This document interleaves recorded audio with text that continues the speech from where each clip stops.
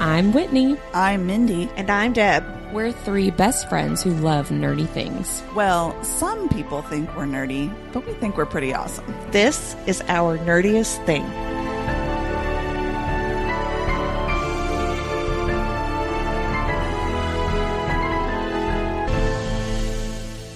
Hello, fellow nerds, and welcome to Our Nerdiest Thing. Today, we will be discussing reading habits, our do's and don'ts, and opinions and preferences. I was going to say thoughts, but preferences is a better word. With liking and loving and giving and receiving. And giving and having, yeah. Make sure you listen all the way to the end, because at the end of our episode, we're going to have an interview with author Roseanne A. Brown. She will be at Imaginarium this summer in Washington, D.C., and she was super fun to talk to. So and we'll be there too. Yeah, well, yes, we will be there at Imaginarium, and we'll also be there in that interview. So listen in. Well, I won't be. Wah, Wah, wah. wah. I was on vacation, but I'm sad I missed her. That's a good reason to. You were at the beach. That's a good reason to not be on an interview. I wasn't like, fuck these authors. I love authors. Deb, will you tell us a little bit about this week's cocktail? Of course. Mindy concocted a gin-based cocktail for us tonight, which means we're going to get fucked up. No, I'm kidding. Gin really does hit me really fast, really hard. I think I've had 2 or 3 sips, and I kind of am feeling like, am I done for the night? Do I need to switch to water? It tastes like fruit punch to me. It does. It does. It's very good. So this drink that, like I said, will fuck you up it's themed after alternate dimensions, mind-blowing revelations, and unhinged theories. And, if you want to learn more, you'll just have to listen to Thursday's read-along episode. Or, you can visit our website, ournerdiestthing.com, or visit us on Instagram at Our Nerdiest Thing. It's delicious. You'll want the recipe. It is really good. Good job. Golf claps to you, Mindy. Well, thank you. Well, now that brings us to our nerdy news. I have a couple of things. I just wanted to remind everybody that Elle Mitchell's new book, The Pieces We Try to Forget, that I've talked about, I feel like multiple times over the last few episodes, is now officially out. It is This is the Elle Mitchell podcast. Yeah, it's the Lost Hollow Book 2. So make sure you read The Pieces We Leave Behind before you read that one. It's very excellent, but check the trigger warnings because they will make you feel all of the feelings. And then this one I was really excited to talk about. This week, Sarah Janet thrilled us all with a post to her Instagram grid. Yeah. A picture of her back, but it was really the caption and the hashtags that got everybody all aflutter, where she said she was in drafting mode and she was writing something, and one of the hashtags was Aka what? With like 3 T's, I think. So she's writing something, and we're all assuming that it's the new Court of Thorns and Roses book. But really, who knows? It could be anything. So it could be her bank statement for all we know. Balancing my checkbook up in Maine up here. Dear diary.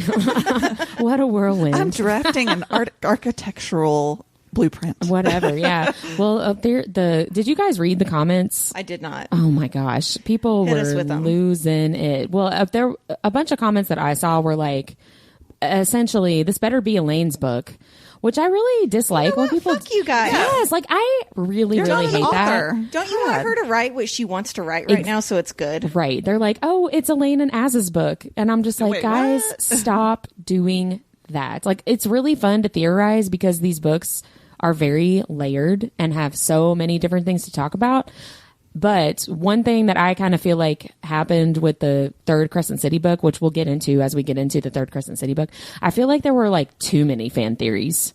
You know what I mean? And people got themselves really worked up about stuff, and then they didn't like it. And then much. they didn't like it. Yeah, because there were too many theories, and it's almost like they'd already written it in their head. Exactly. Yeah. Yes. And so I'm like, please don't do this again with the ACOTAR. Just let her write what it is that she's writing, and we're going to read it and love it. I kind of feel for her, because if Elaine ends up with Lucian, people are going to be pissed off. If she ends up with Az, they're going to be pissed off. If she ends up by herself, they're going to get pissed off. Right. She literally can't win at this point, which is why she really doesn't do a lot of social media. Yeah, exactly. Because you guys make it difficult for people. Yep. Imagine someone coming into your work and criticizing every single thing that you do every single day. Yeah. Stop it. Well, it's just like the whole Crescent City 3, Bryce's maid is definitely Azrael. And it's like, okay. But then people were upset because that didn't happen. Right. You know what I mean? Right. And it's like, have a theory and that's fine, but you also have to be okay with the fact that you are not the author and that the author's going to do what the author's going to do. A plan. Yeah, and you don't have to like the book. Like, that's fine. But maybe try not to take it as personally when your theories don't stab pan out. your mom, you know what I mean? Guys, like, well, and they're not authors. I mean, how many times have we talked to an author that they're like, these characters speak to me. I don't write them. They write themselves. That's true. So don't shut up, people. Well, her original plan, she has said before, was to have Lucian and Nesta be mates. Yeah. And then was like, oh no. She would have eaten him alive. Right. This is a bad idea. She would have bitten his dick off. Yeah, like abort. Like, this is a bad idea. So yeah, but anyway, that's very exciting. She's writing something. Something is happening. So what is it? Who knows? I don't care. I'm going to read it. Right. See, I'm going to read it, and maybe I'll like it, and maybe I won't. But I'm in for the ride. Yep, me too. Take me somewhere, SJM. You know what, though? Anytime I've not thoroughly loved one of her books, it's a book I've loved later because of what happens later in a series. So, that's true. Oh, that makes sense true. when it comes full circle. Right. Yeah. But I do, I mean, am I right with that she said in the Good Morning America interview that, like, there's ACOTAR, there's probably another Crescent City, but then there's something else, too. Yes. Yeah. Yeah. So, I mean, you all just hold on to your butts. What nerdy news do you guys have for this week? I don't have any. Oh, okay. I have 4 books that I wanted to speak about briefly that just came out or are about to come out. So we have The Promise of Peridot by Kate Golden that just came out on April 9th. And this is book 2 in the Sacred Stone series. And this book is all about revenge and harnessing newfound magical powers, which is really exciting. What's the first one in that series? It is Dawn of Onyx. Ooh, yeah. So the second book is Bless Your Heart by Lindy Ryan.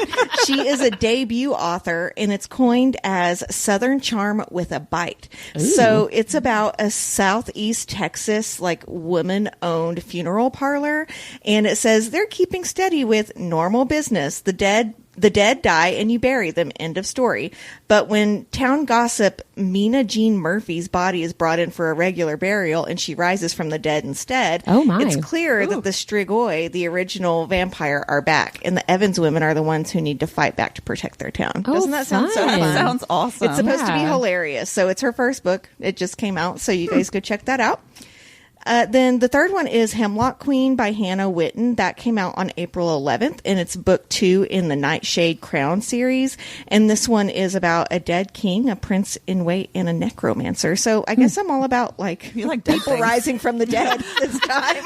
Deb's like, I like dead people. Okay, so this one's completely different, my final one. It's a book called Burner by Mike Trigg, and shout out to Spark Press for actually sending me a physical copy. It comes out on April 16th, and it's about a man who's arrested for being the mastermind behind an online account that promotes domestic terrorism. Oh. And he has to figure out a way to save his secret girlfriend from his followers who have abducted her when he gets imprisoned. Oh my. So I really can't wait to dig into it. I'll have a review actually probably right after this episode is up.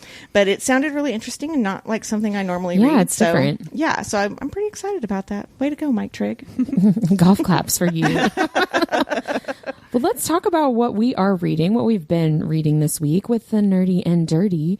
Who wants to go first? I'll go first. Mindy, what are you reading? Yeah, so this week I finished Heartless Hunter by Kristen Scarelli, and it's the first book in her Crimson Moth series. I didn't know it wasn't a standalone, and I was so mad at the I end. didn't either. So it definitely ends on a cliffhanger, but there is a second one. It does not come out until February of 2025. Oh. Right. So, yeah, if you want to wait until, next year, you can. Go ahead. Put it on the list. We'll buy her book. So yes, that go ahead and buy order it. Yeah. But, if you don't like a cliffhanger, then. Yeah, I really, really, really enjoyed it. It's about, it's got vampires and witches. And not vampires. Sorry. Witches and witch hunters and, two different sides and forbidden love and enemies to lovers, back to enemies. Ooh.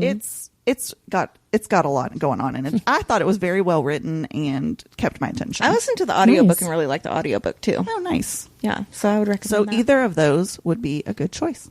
Nice. What was your second one besides The Heartless Hunter? That's it. That's all I read last week. Oh, okay. You said either of those, so I was confused. No, I was talking about the audio or audio or book. Yes. What about you, Whit? What are you reading? I finished a book called Powerless by Elsie Silver that I literally saw a TikTok about and was like, okay, and just read. It ended up being a hockey. Oh, that's a funny. hockey player, which I did not know. It's friends to lovers, like a slow burn kind of thing. It was really cute. I did not realize that it is book 3 in a series, but I think you can read them all as standalones because I did not feel lost. I will say that. I did not feel lost as a reader. Maybe there's stuff that I totally missed out on because I hadn't read the other 2, but it was cute. It's a sweet little rom-com. And I finished reading an early copy of Thorn City by a new author, Pamela Statz or Statz. I don't know how to pronounce your name, Pamela. I'm so sorry. It was really good. It's not fantasy, which I had confused myself with books on my TBR, and I thought that there were vampires in this, much like Saltburn. And then there weren't, but it was fine. We just assume there's a vampire in everything. Well, I just said there were vampires in a book, but there were not. Well, definitely vampires. In your defense, I was reading The Ritual last week, and Mindy messaged me, and she's like, that author's going to be at Wild and Windy. It's paranormal, right? And I'm like, no. And she's like, there's a skull on the front. I was like, I just saw a skull and some blood. It's definitely paranormal. Don't judge a book by its cover. They're really into masks and bondage. I'll just leave it at that. Oh. Yeah. Well, my goodness. That is not in Thorn City, but... Thorn City is more thriller, crime boss, like mafia.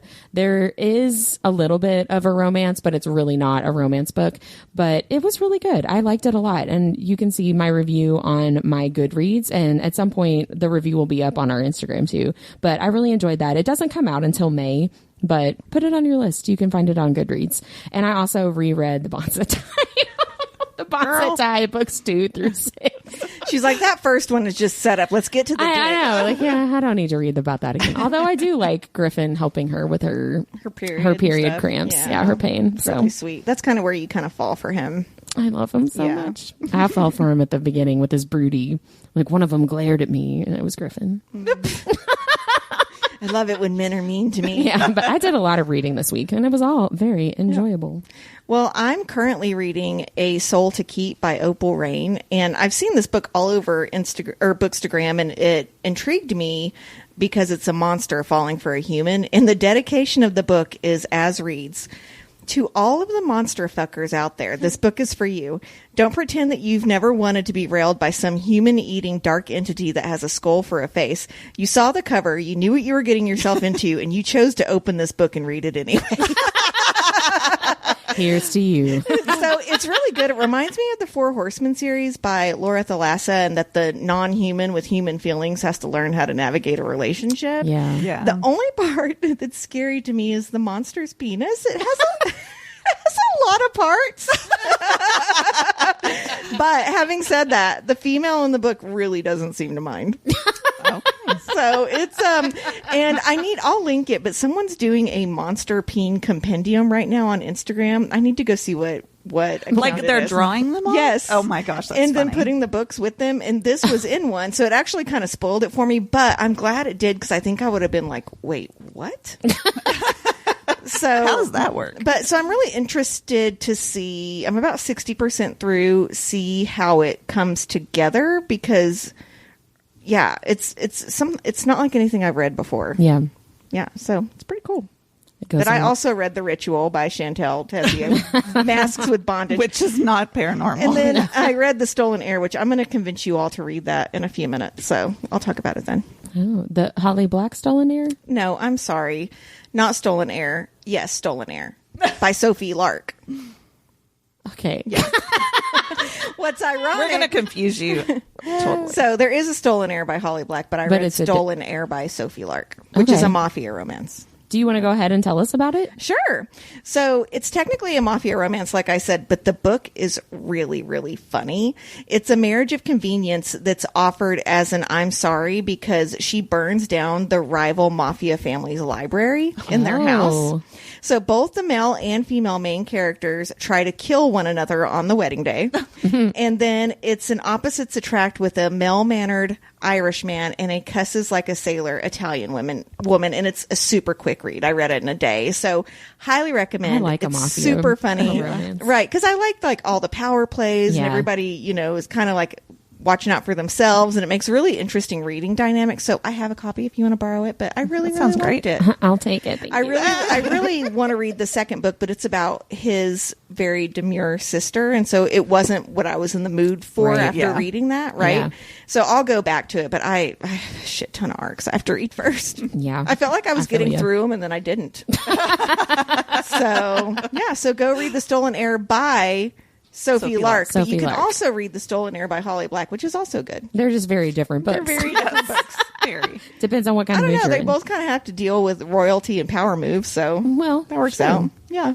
Has anybody had time to watch anything this week with all the reading we've been doing? So I watched 2 movies because I was on spring break with my kids, and they're getting older, and so I'm getting to watch more stuff with them. And my daughter and I watched Bridesmaids, and I forgot how many fart and sex jokes are Oh in my it. gosh, so Like, many. I can hardly contain myself. It's so funny.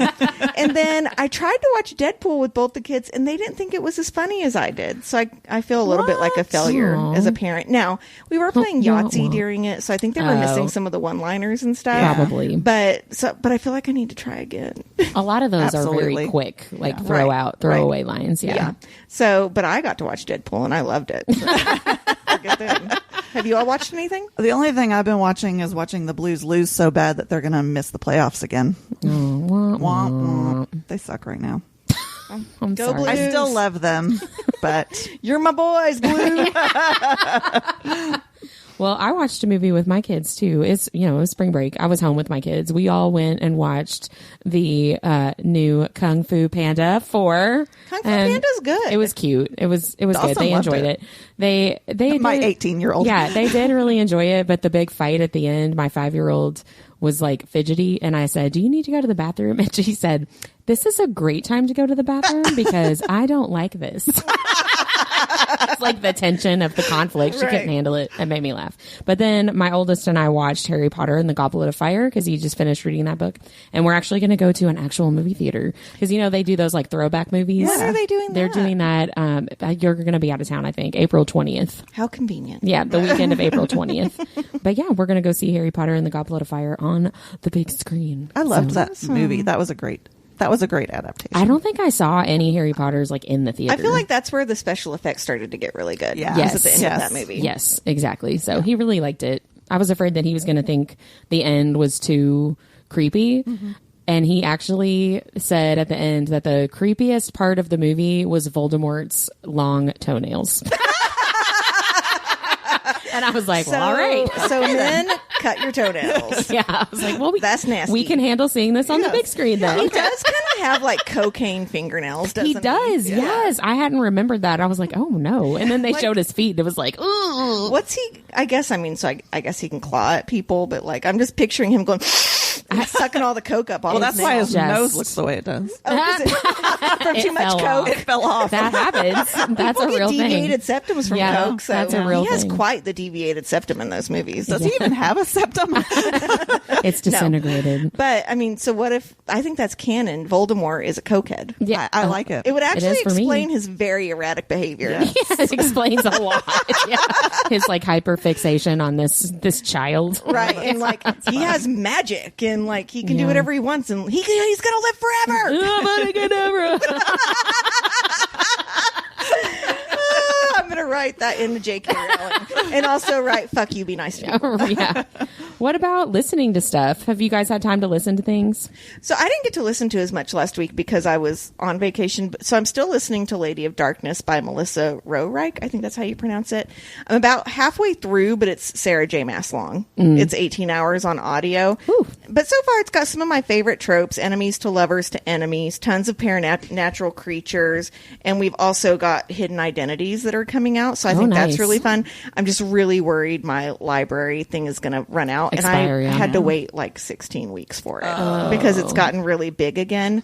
So I hope I don't have to do that. I may just have to get it off Audible if that's the case because I don't. Right. I'm worried because it is long. If I stop listening to it, I won't go back to it, and it is good. Right. Well, and So- you'll forget if you have to wait again from the library. Right. You have to and start over. Just like SJM has a lot of characters, and so I'm worried I'll be like, well, I don't remember any of these people. Yeah, you know, that's how I would be too. Yeah, but it's really good. It's a series, and people love it. So I need it to get there though. Yeah. But I am one of those readers that like at about 60% I need like a lot of action at that point, and I think it's coming.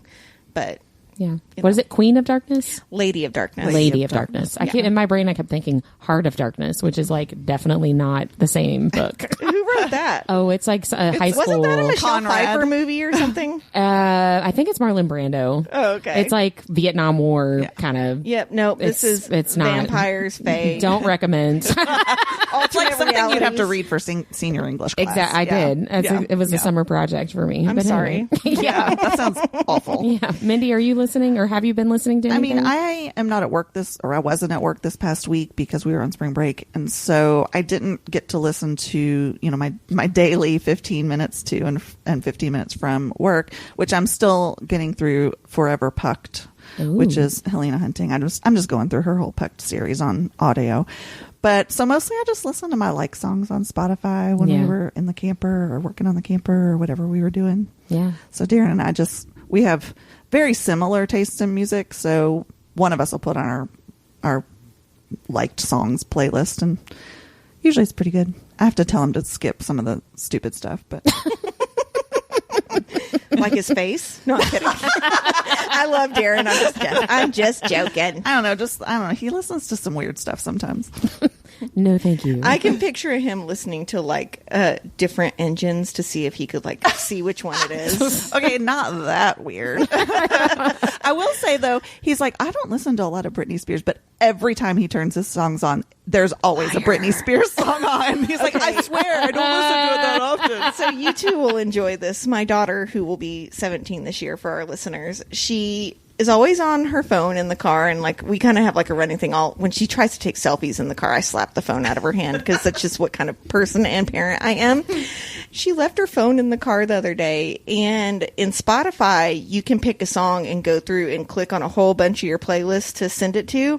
So there is a track of 20 minutes of fart noises that I added to all of her playlists. Oh my gosh. She's discovered it at this point. She discovered it on spring break last week. She goes, Mom, did you do it to every single one? And I was like, yep. I sure did. I sure did, darling. Good luck finding them. Oh my gosh, that's too funny. That's hilarious. I haven't been listening to a whole lot. I've had time to listen to a couple of episodes this week, so I listened to the newest Supernatural Then and Now, and they're on season 5 of Supernatural. And New Heights, which is the Travis Kelce podcast. They had Arnold Schwarzenegger on this week, which was an interesting conversation. There was a lot of broing out. I bet, yeah. There was a lot of broing out at times, but it was still interesting because I like that pop culture kind of stuff. So what are you guys loving this week? Okay.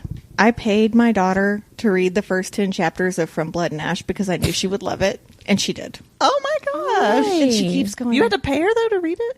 Well, she has been in a reading slump forever. Oh. And I'm like, just try this book. Just try it. And of course, because I'm her mom, she's like, no. So she keeps coming to me and she's like, so is Huck like this person? And I'm like, nope. And she's like, what about this person? And I'm like, nope. And she Just keep reading. Yeah. And so every time she's reading, I'm like, where are you right now? Yeah. So she has not gotten to the right yet. So I need her to get there. That's where it all really hits the fan. Yeah. Yes, it does. Mindy, what are you loving? I'm actually loving reading a physical book for once.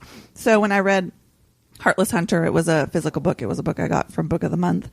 And I've just been reading a lot of ARCs lately, which are on my Kindle. Mm-hmm. And just the stuff I've been reading has been very Kindle based. And I love my Kindle, but sometimes I just like the feel of a physical book. And somehow it feels like I finish it quicker. Yeah. When I'm reading a physical book. I know I don't, but yeah, I like having a physical book too. I've just been loving having new books on my list to read. We're talking to Imaginarium authors. I actually went, after we talked to Roseanne Brown this week, I went to the library, went on the library. Libby, yeah. Yes, and got her duology that we talked about in our interview. So I haven't started really it yet. good. I'm reading an arc right now that once I finish, I'll talk a little bit about it, but it's 90s. And I think it's vampires for real, actually. Not just I think they're vampires. You don't know. Well, the prologue had some kind of ritualistic like sacrifice, and they were taking her life force out of her. And I was like, this is kind of vampire-like. But anyway, it's set in the 90s, and I was like, I kind of understand some of these. Some of these references. They're all carrying around Lisa Frank Trapper Keeper. Yeah. Oh man, that takes me back. I actually saw a TikTok that said this girl wants to say Lisa Frank, but she says Anne Frank instead. Oh no. Yeah, she told everybody she was going to have a Lisa Frank party, but she said that it was an Anne Frank party. What I was going to say about Lisa Frank is I saw a TikTok that said, do you want to know why everyone in the 90s wanted to be marine biologists? And then she held up a picture of the two dolphins like jumping out of the water.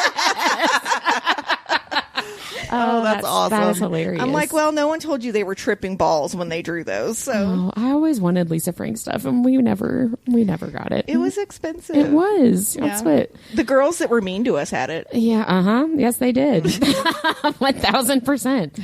Oh man. Well, let's get into our nerdiest topic today. We're going to be talking about our reading habits. We're going to talk about our habits with physical books, e-readers / Kindles, and also audiobooks. But I know you guys in particular had kind of general reading habits that you wanted to talk about.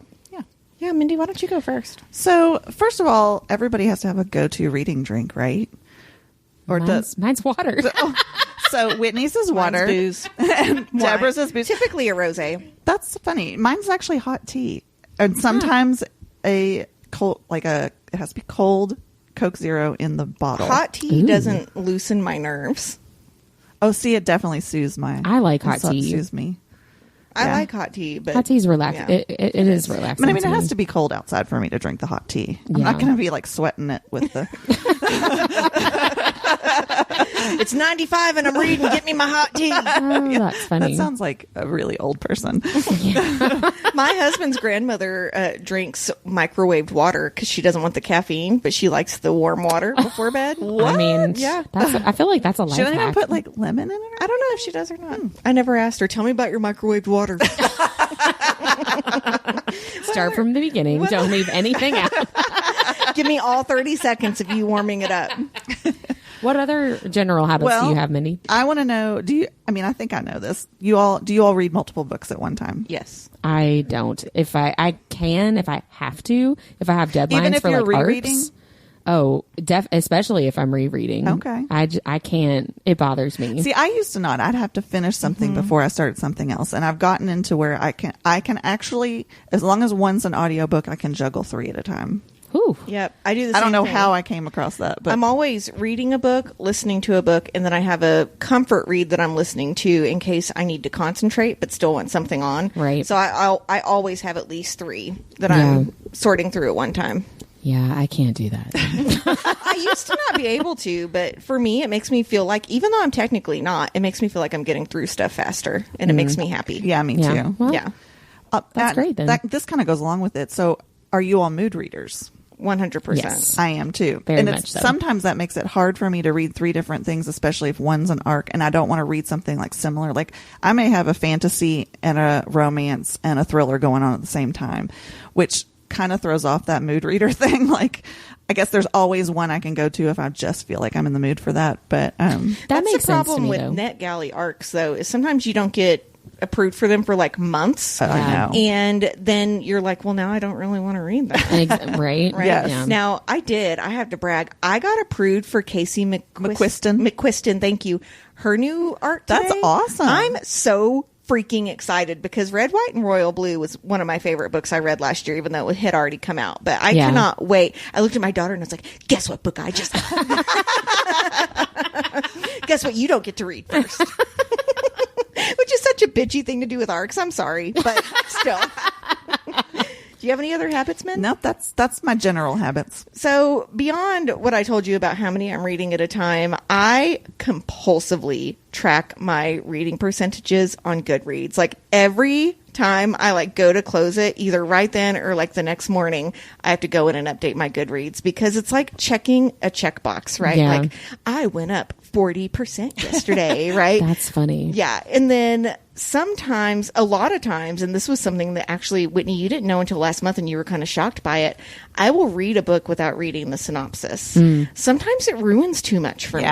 Like, I I don't would want to agree with that, know. yeah. I don't want to know every single thing about every single character before I open the book. So typically, if it's a book that I've seen a lot of people read, or I've at least seen reviews on, and it looks positive, I usually won't read the synopsis first. Now, if I'm in a slump, I have to read the synopsis because it has to be what I want, right? I was gonna say it's not something that I typically. I mean, I read the synopsis usually. Now, I won't read it if it's an author that's like a immediate buy author. Right, for me. right. Like, I know I'm gonna like whatever they Who wrote. are your immediate buys? Helena Hunting, Emily Rath, those two especially. Who are yours, Whitney? Your immediate buys? I feel like I have that list is growing every single week, but definitely Sarah J. Maas, definitely Jennifer Armentrout. But it's also a series. Right. Like right. it's not necessarily the author, but like, well, I'm definitely going to read Goldfinch. sometimes I'm if, definitely like, going to, you know what I mean? I find too, if it's a debut author and I loved the book, I'll go ahead and pre-order their next one because number one, I want to support them. Yes. Yeah. And number two, I really want to know what's going to happen next. So Lexi Ryan, who wrote These Hollow Vows and typically writes romance, she has a new book coming out in July. And when she announced it last year, I went on ahead and pre-ordered it because I loved her fantasy series. And then another woman named Nikki Paltrow, she wrote The Bonesmith. I pre-ordered her book, even though she's only written one. It was just really good and very imaginative. But then I probably have the same ones as you too. Like I would automatically buy Scarlett St. Clair. I would automatically buy, I used to automatically buy Leigh Bardugo because it was all shadow and bone. But now I'm going to let you read The Familiar before I read it. Not because... Which one is this like more? Not because the Hellbent series wasn't a good series. It just wasn't my vibe. It's very different from Shadow and Bone. It's very dense. It's very different. And like my husband reads very differently than me, and he loved it and you loved it. And so I'm like, I'm going to love it. And I just didn't. And it wasn't because it was bad writing. I just didn't like it, So I still gave it a good review because it was still very, very great. But I think my other thing too, my bookish red flag probably is when I do suggest a book to someone, I do tend to expect them to drop what they're doing and read it right that second. I'm very discouraged that neither of you have read Manacled yet, and I've been telling you for 4 months. It's in my thing. I just haven't had time to read it. But you had time to read 5 other Bonds That Tie books, did you? Yeah. I mean, she's getting railed by the Draven Bros, man. Yeah, but you could be getting real with Draco. Well, yeah, he's gonna have to work for it. I will say, you're knowing that you cry so hard with El Mitchell that toilet paper gets stuck to your face. Manacled is gonna tear you up. That's most of the reason I haven't read it yet, because I know that it's really heavy. One of my coworkers, she has a Goodreads that I literally go to once a month to see what she's reading, and I'll add things to my TBR because we always like the same stuff. She actually told me about The Bridge Kingdom, and she had read From Blood and Ash before I did and really loved it. And she saw in my notes or in my stories on Instagram that I had read Manacled, and then so she messages me a week later and she's like, it's literally the best book I've ever read. And I'm like, I know. I know. I'm telling you guys. All right. Okay, unpopular opinion, but I don't want to read it. You should. I don't think that they belong together. It has nothing to do with them belonging together. It's more about what would happen if Harry lost the war. Okay. I'll try. No, you won't. You liar. Well, I mean, it might be 2 years, but like I keep saying, wait till the summer. I've got like 8,000 books on my TBR for the summer. We'll be 70, like living across the street from each other, and I'll be like, "Did you read Manacled?" They don't make it in large print. I love that book so much. I immediately bought a print for my library of one of the scenes because the girl that wrote it, who actually has gotten a publishing deal to write it. I don't know how she's going to get around all the copyright stuff. How is she going to do that? But because it is fan fiction, but she worked with Avondale, who's a very famous book talk illustrator, and so you can go on her Redbubble and like order the prints from the book and stuff. So that's what I did. Very cool. I know I don't stop talking about it. If one of you would read it, I would shut up. Would you though? Maybe. I guess you'll never know, will you? Well, so those are general reading habits. Let's talk specifically about habits when you're reading a physical book. Do you want me to? You guys are both staring at me like, yes. Yes. Tell us more, Whitney. Well, so physical books, that's really my preferred way to read. I actually read a lot faster on a Kindle, which that's funny because you say I know, you feel like you read faster with a physical book. But I do love holding a physical book. It's just hard right now because my kids are young and are like up my butt all the time. And I have a dog that's still basically a puppy. Right. So I'm afraid to have physical books. Huge also. Yeah. A dog is bigger than me. Yeah. He's supposed to be a mini and he's more of a maxi. But that's He's okay. like Beethoven. It's really cute and we love him. Yes, but I am kind of like afraid to have physical books just because everybody's all over me all the time and I'm like, I don't want them to mess up my books, right? But I do prefer to read that way. I pretty much only read with a physical book if I'm at home right now and like they're not there. so I guess my reading habits are just I want to be very comfortable. So I'm either on our couch or laying in my bed and I've got sweatpants or I've got PJs and I've got one of my big blankets and I actually have I listed out my favorite blankets as part of my reading. Oh my God, tell us. I want to hear this. Maybe that's my nerdiest thing. If it makes you feel better, I stole Book Club Holly's blanket because I loved it so much and it's in my book room. Yeah, you still have it. Yeah, I have 3 really big like comfy blankets that I like. One I got at IKEA, Deb, when you and I went a few years ago. And it's just, these are all on just our like 8-hour Mecca. Yes, they're just like very snuggly and like soft and You're talking about the one that looks like it's wonderful. knitted? No, it's just like a plush pink. Okay. It was like $10, but I love it. I got one.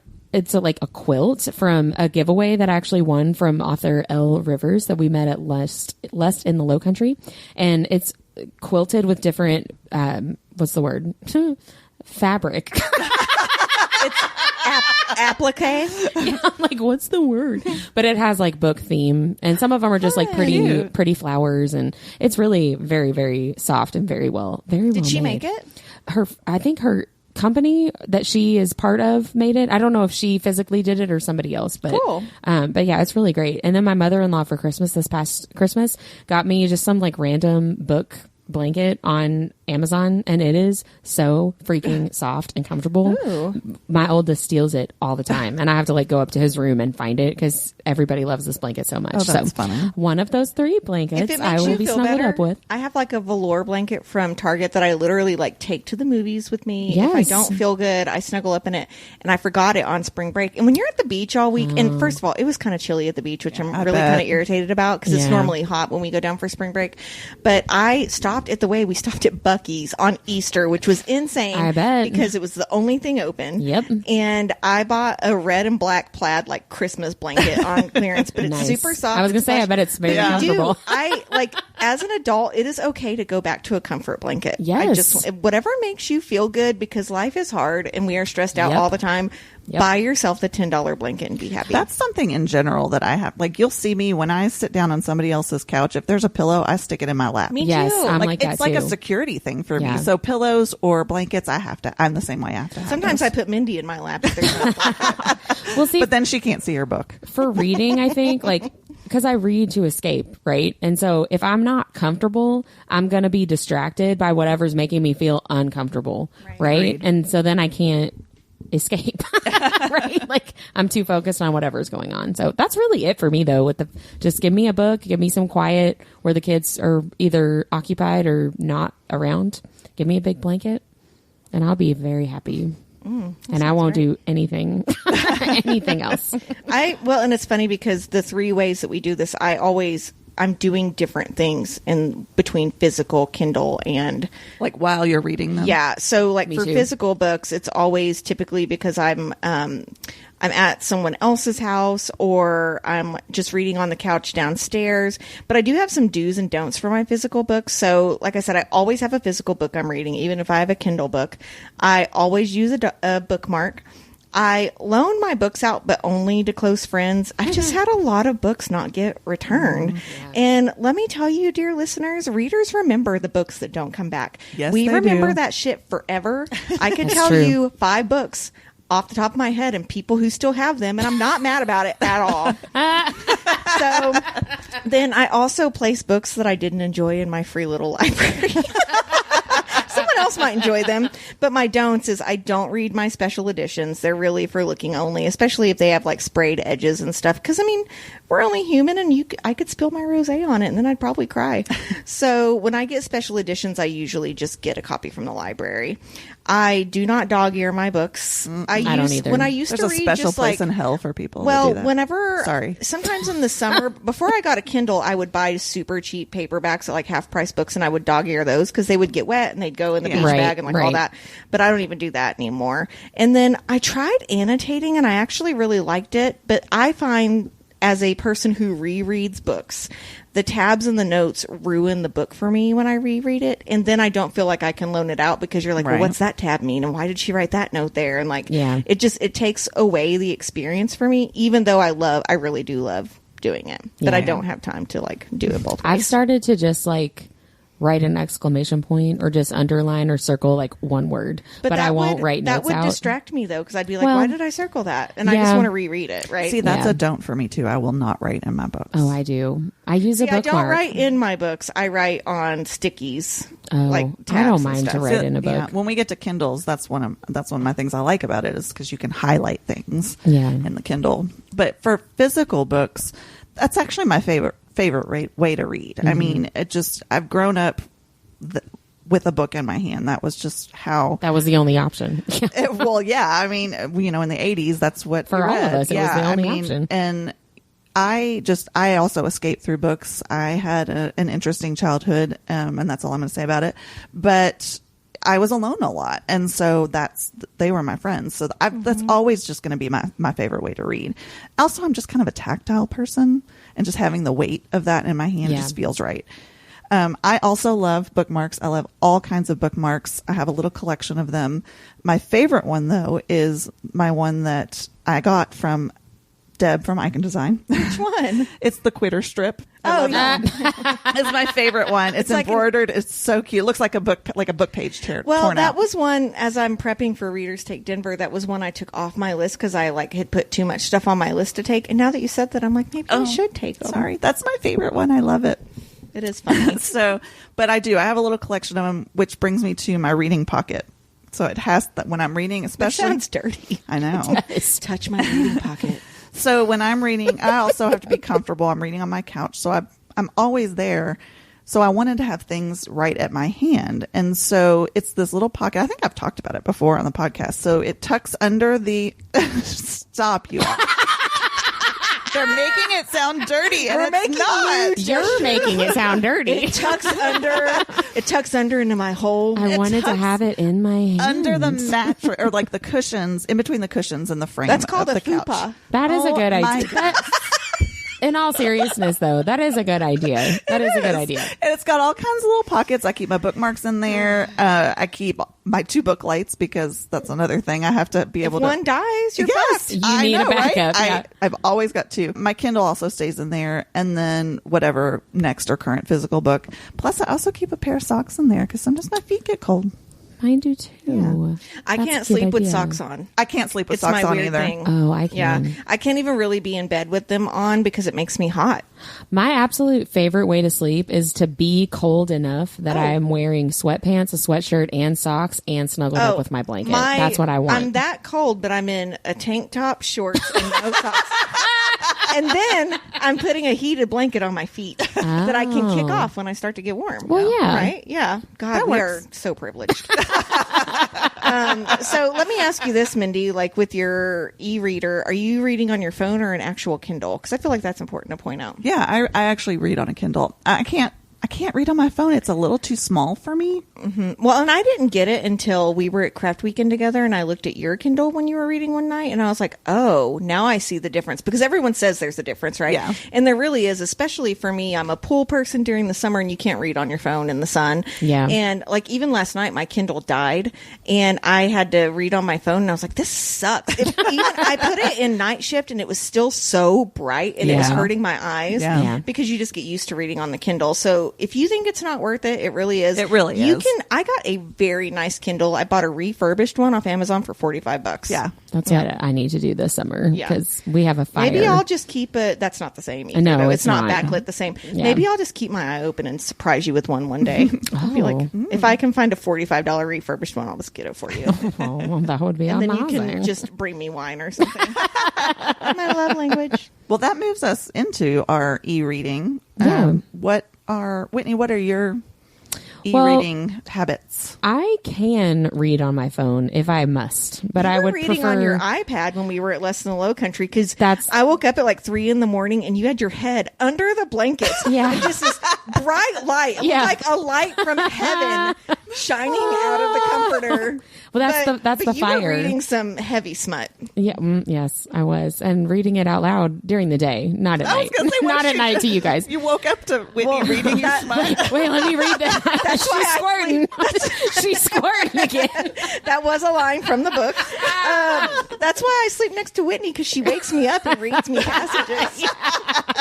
No, that's our. Is it an Amazon Fire or a? Yeah, it's Amazon Fire. That's what we have. It's their tablet. Yeah, it is basically an Which iPad. does but- not compare to an iPad. No, I've got to say, because I to a got those Kindle. for my kids, or even an iPad. Oh, like it can't do the an same actual stuff. iPad. Yeah. I mean, I can read on my phone, and I do sometimes when I'm out and about, because that's really I read on the Kindle a lot because I have Kindle Unlimited. Well, I read on the Fire a lot because I have Kindle Unlimited, and so a lot of stuff is an e-reader. It is. I mean, it's a lot more versatile. I'm not gonna lug a giant Sarah J. Maas book somewhere, with physical book, but I'll bring the e-reader with me. But I'm pretty good about tuning out wherever I am, so I have to really be careful. And I get really Robbie fusses at me a lot because I get really annoyed when I'm reading and other stuff is going on, and then they try to talk to me, they being my family. But also, if you're in the middle of a movie and you are engrossed in that movie, I don't walk in and start talking to you. Yeah. Robbie does. It is the same thing. And I had to explain that to my husband, because my husband reads a lot of nonfiction, right? He'll read fiction sometimes, but he doesn't read fantasy or anything like that. And I'm like, if I don't look up when you walk in, I am busy. Right? Yeah. Robbie, bless his heart, because he listens to these episodes. Love you, Robbie. Shout out to Robbie. No, but he'll just come into a room and not take stock of what's happening. Hey, Robbie. Right? Yeah. Just it's some marriage advice. Look up, look around. If Whitney doesn't look at you, just walk back out, go get her a glass of wine, wait until she looks up, and then talk to her. He's listening to this Darren will be like, I know you're reading, but No, Robbie, he notices he'll I'm reading, and I'll be but like, he I have doesn't 2 care. pages left in this chapter. Just give me 3 minutes, right? And then he'll be like, oh, okay. But I have to be very specific. Yeah. Let me get to a stopping It's like point. me taking a gummy and my daughter reading Air of Fire next to me, and me thinking something's funny in a Tessa Bailey book, and interrupting her in the last 2 pages of that book, and she was so pissed off at me. I was kind of feeling silly. Sorry. No, but I like to do e-reading when I'm doing things with the kids, but not with the kids, right? Yeah. So sitting in carpool, I will bring the e-reader and read all the time in the car, waiting at carpool or waiting for baseball practice or basketball practice to be over, that kind of thing. But I have to make sure that I am not the only one responsible for the children or responsible for something, because I really will Just tune it out. I absolutely tune it out, and I have no idea what's going on in the world around me. So I can't have my youngest with me at baseball practice, because she'll just run off and I'll be like, oh, I was reading my book. That doesn't fly. Griffin, can you help me find Annabelle? Yeah, and I have to really try to not, if I'm at a baseball practice and my husband and daughter are there too, I have to really be intentional about not being annoyed with them when it's like, hey, mommy, look at me do this. I'm like, what? Why are you twirling? I'm reading. Why are you twirling again? But yeah, that's my habits for my e-reading. I have some do's and don'ts for my Kindle too. So my Kindle is always my emergency backup book, because if I finish my paperback while I'm in public, I refuse to be bored anywhere, right? So I always have my Kindle Unlimited maxed out. Yeah. Every time I go to get something new, it's like, you're out of things. I'm like, know, how me can you too. be out? It's E. Right. I also have a saved list of books that are readily available on the Library Libby app to add to my Kindle at any given moment. So you can actually, in that app, you can add smart tags to books. And so I have a smart tag list that's to check out, right? And it's stuff that typically doesn't have to go on hold. So listeners, if you have a library card, the Libby app is free, and you can get most of your ebooks and audiobooks off of there. Yeah. The only exception is if they have an exclusive with Audible, then you can't get them. So Jennifer Armentrout's later books aren't on there, but everything else is. They have a huge catalog. Yeah. Right. So my don'ts is I don't hold my Kindle when I'm reading in bed at night. So I'll link it in the notes, but I have a Kindle stand with a retractable arm and a remote. And before you come at me and tell me I'm lazy, I bought the stand because my autoimmune disease was being an ass and it hurt to grip the Kindle. But honestly, when I'm feeling better, like right now, I can't live without it. I can keep my hands under the blankets with the remote so I don't get cold. And the Kindle never falls on my face, which has happened before. That's a big plus right there. It is. In and of itself. It's like a $50 investment, but I highly recommend it. Yeah. And I even took my stand because it comes apart because it's big.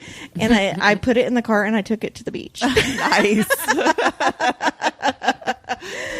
What are yours, Mindy? Well, I already mentioned I love being able to highlight in Kindle or ebooks. I love just being able to go back and see, because you can just go to notes and just look at all the fun stuff that you highlighted. I'm so smart. I know. Well, it helps a lot too with podcast research too, because that's true. Yeah. I always, whatever we're reading for the podcast, I will always do on Kindle, because I highlight stuff. And you can do it in different colors. So I'll do favorite quote is this color. And that's very organized. Well, yeah, it's about the only place I'm organized. So the only thing about reading ARCs on your Kindle is they have a different ISBN than the actual books when they come out on Goodreads. So when you highlight, it doesn't go to Goodreads. I know. That's the only thing about ARCs. Oh, because sometimes I typically don't share my highlights publicly, but I like to go back and see what I really loved about a book, right? But you can go back to your well, that's only if you write something. That's true. Right. Yeah. You can't look at the highlights on Goodreads if it's an ARC. So, which again, first world problems. I get it, but, and I'm not going to go to the ebook and then highlight it again. Right, I'm not going to do that. So, but sometimes I really like poignant things that are said, you know, so. Yeah. And you bring up a good point though. That's another reason I love ebooks, is because I like getting ARCs. I like reading things, especially from being on teams of authors that I love. I like getting those early access. Actually, I was a late adopter to the ebook. When they first came out, this was way before the pandemic, I actually won one at one of my husband's weird like an e-reader? Yeah. Oh. It was a Kindle. It was one of the very first Kindles, and I never used it. And so I sold it. And then the pandemic hit, and I couldn't go to the library anymore. I used to get, I would put a whole bunch of stuff on hold, and then the library's on my way home from work, and I would just stop at the library and pick up my books or drop off whatever. And I couldn't do that anymore. It's so ironic that you got me into e-readers. I know, isn't that weird? You were so hesitant because I liked reading on my phone. I just didn't think there was a difference. Yeah. So it was the pandemic that really got me into that, and then the other thing I love about e-readers is the instant gratification. I finish something in a series. Oh, I can go get it from the library or get it from Kindle Unlimited, which another point about that, it's supposed to be unlimited, right? Why are you stopping? You're limiting me. Why are you giving me 10? You're limiting my unlimited books. Come on. Here's a secret about Kindle Unlimited too, is if you have a book on your Kindle that you've downloaded from Kindle Unlimited, if an author takes it off, you don't lose the book. Yeah. So Stacey Marie Brown, who I adore, her Savage Lands book, she took them off Kindle Unlimited last year. And she even said, she's like, just don't delete them off your Kindles and you'll still have them for free. But those are worth paying for. Another hack, if you're getting ready to have a book go back to the library, if you put your Kindle on airplane mode and leave it there, you can read it. It works in audio too. The audiobooks from Libby, you can do that on your Kindle. Yeah. But then you can't download shit. So. Right. So you better be planning. You better be only prepared. Yeah. Those are good tips. Hot tips. Just Life the hacks tip. there. So last but not least, our habits with audiobooks. I know you two really love audiobooks. I'm just getting into audiobooks. I don't dislike audiobooks. I can't do audiobooks that much because I have to do nothing. Literally nothing. But here's the difference too, Whitney, that I'll say is I did not listen to audiobooks when my kids were younger. Right. My kids were when I really got into them were probably 8 and 12, where I could have my headphones in and not have to worry that the house was going to burn down. Right? Yeah. But even if they're at school, when we listen to our podcast episodes for editing and stuff, even if I'm in the house by myself, I have to just sit there. Really? I cannot do anything that's else. how I am too. I can't listen while I'm doing crafting or anything. I know Deb does that a lot when you're working or doing crafts.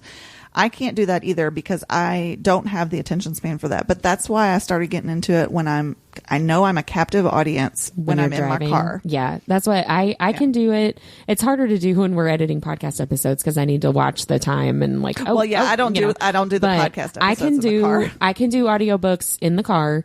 Like the first audiobook that I ever did really was Wreck the Halls in the car on the way back from Less Than the Low Country. And I literally sat and stared out the windshield and just listened to it in my earbuds.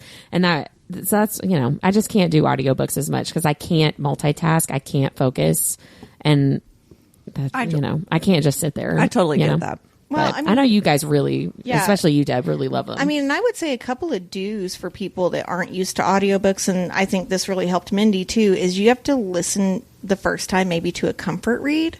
Something you've already read. Right. That way, if you drown it out, you're not like panicking, right? So maybe you do that for the first couple of books that you listen to. Yeah, that's a good idea. And then you have to figure out when audiobooks are really appropriate for you. So if I'm having to concentrate on something, I can't listen to an audiobook I've never listened to. That's why I always have like a comfort one downloaded, right? Right. So another thing you can do is just listen to a sample to make sure that you jive with the narrator, because that is really important. Not every narrator's for everyone. You can also buy books from Libro FM, and I do this because when you purchase them, you actually choose a local bookstore who gets the proceeds from the order. So I didn't know they did that. That's anytime cool. I order off Libro FM, it goes to a novel romance here in Louisville. Oh, that's cool. Yeah. I didn't realize that. That's awesome. Yeah. So also a shout out to Libro FM. They provide me with audiobook arcs every month, so thank you for that. Libro FM. So another thing you can do is speed up your audiobooks to 1.25. Otherwise, it kind of sounds like the narrator's trying to explain something to a child. And they all do it, right? Because some people really do like it like that. But I do have to speed it up to 1.25, and most authors will tell you to do that too. I can't. I have to do it. You do it at 1. Now, if I'm trying to like get to the end of a chapter real quick, like I'm sitting in my garage while I'm waiting to go inside and I've got like 9 minutes, I'll put it on 1.25. But for the most part, it sounds too weird to me. I have to slow it down if it's a narrator with a thick accent, typically. Yeah. But if it's someone I can understand, typically with my own dialect, then I can do 1.25. I also, so you have to be careful about falling in love with narrators and then accidentally assigning them to a fictional character.